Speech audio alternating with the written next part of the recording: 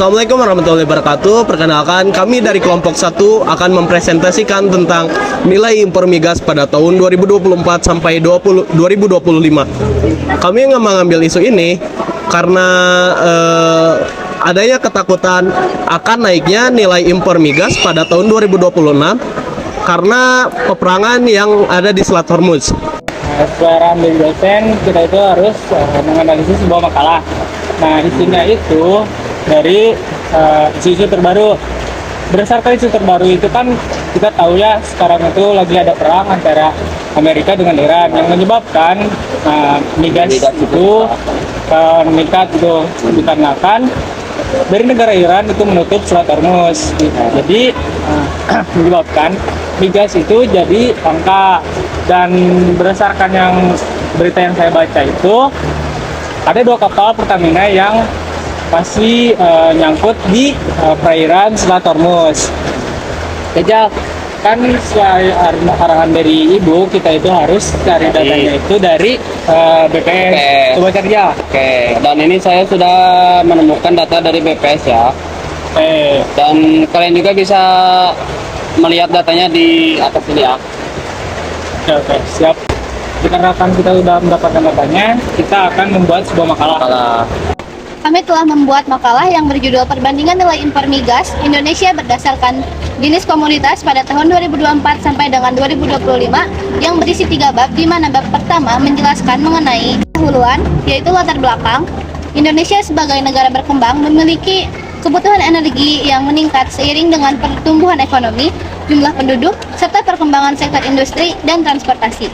Energi berbasis minyak dan gas di bumi masih menjadi tulang punggung dalam memenuhi kebutuhan tersebut. Lalu, rumusan masalah yang kami rumuskan yaitu bagaimana perbandingan nilai impor migas Indonesia berdasarkan jenis komoditas pada tahun 2024 sampai dengan 2025 dengan tujuan untuk mengetahui perbandingan nilai impor migas Indonesia berdasarkan jenis komoditas pada tahun 2024 sampai dengan 2025. Lalu pada bab 2, tinjauan pustaka nilai impor migas yang kami dapat dari Badan Pusat Statistik dan kami olah dengan metode statistika deskriptif untuk menghasilkan uji normalitas serta uji homogenitas dan analisis statistik inferensial yaitu independent sample t-test.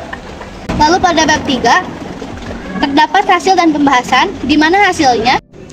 Oke, di sini kita akan menguji data kembali itu dengan mencari independent simple test.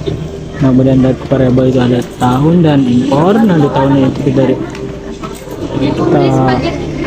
isi 2024 sampai 2025.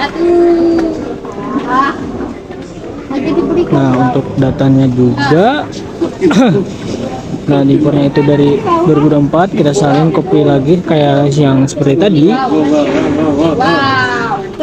Udah di copy semua. Udah datanya, kita kenal analyze, kemudian ke compare min. Itu kita ambil independent simple test. Nah, nilai tahunnya kita ke grouping, kemudian nilai impornya ke test variabel. Nah, di tahun itu kita development group. Nah, grup satunya dia ambil 2024 dan grup keduanya 2025. Kemudian klik continue dan oke. Oke, kita di sini akan menguji normalitas data yang dari BPS. Oke, yang pertama kita di variable Q, kita itu isi bulan sama impor. Nah, setelah itu types-nya itu kita ganti ke string. Oke, kita data view, kita tulis bulan dari Januari sampai Desember.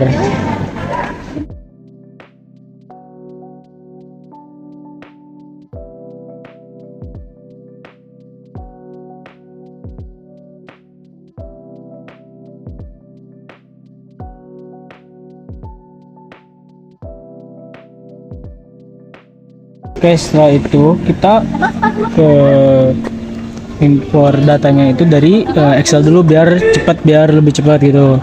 Nah, udah kita copy, kemudian salin, kita copy paste, Nah, sama juga 2025-nya juga kita copy. Kemudian paste lagi. Oke, setelah itu kita ke analyze. Kemudian ke descript statistik, kemudian ke explore. Nah, di explore itu, nah impornya itu kita ke dependent list. Nah, kemudian kita ke plotnya itu kita centang normalitasnya, karena kan kita mengambil uji normalitas. Dia continue dan oke. Nah, di sini ada data uji normalitas. Nah, berdasarkan data ini kita menerima datanya itu normal ya. Nah, di sini ada grafik dan lain-lain. Oke. Berdasarkan hasil uji independen sampel t-test, diperoleh nilai signifikan p-value sebesar 0,054 yang lebih besar dari 0,05. Maka tidak terdapat perbedaan yang signifikan antara nilai impor migas Indonesia tahun 2024 sampai dengan tahun 2025. Walaupun secara rata-rata terlihat ada penurunan dari 3.023.000 menjadi 2.730.000, tetapi secara statistik penurunan tersebut belum cukup kuat untuk dinyatakan signifikan.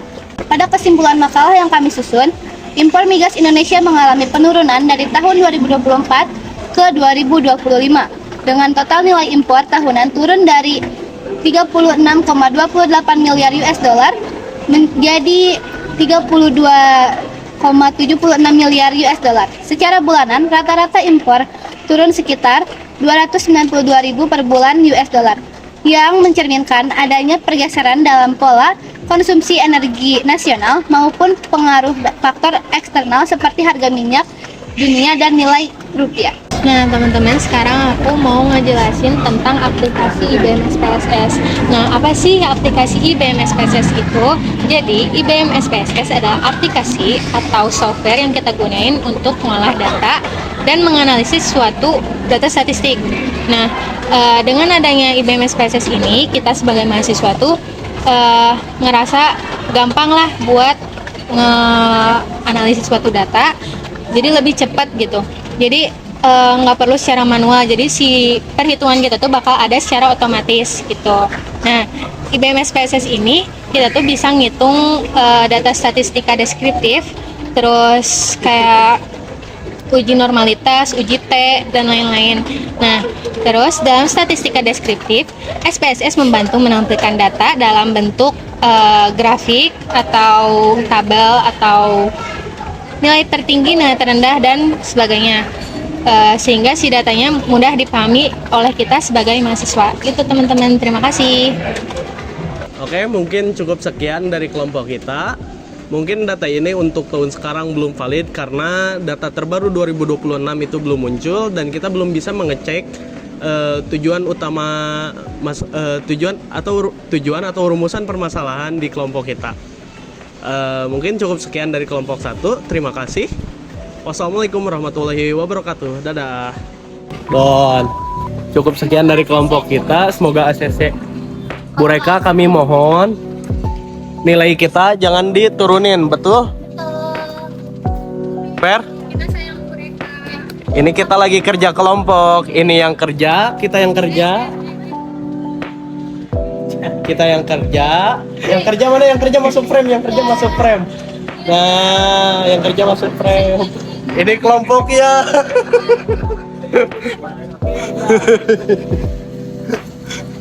Dadah. Bye.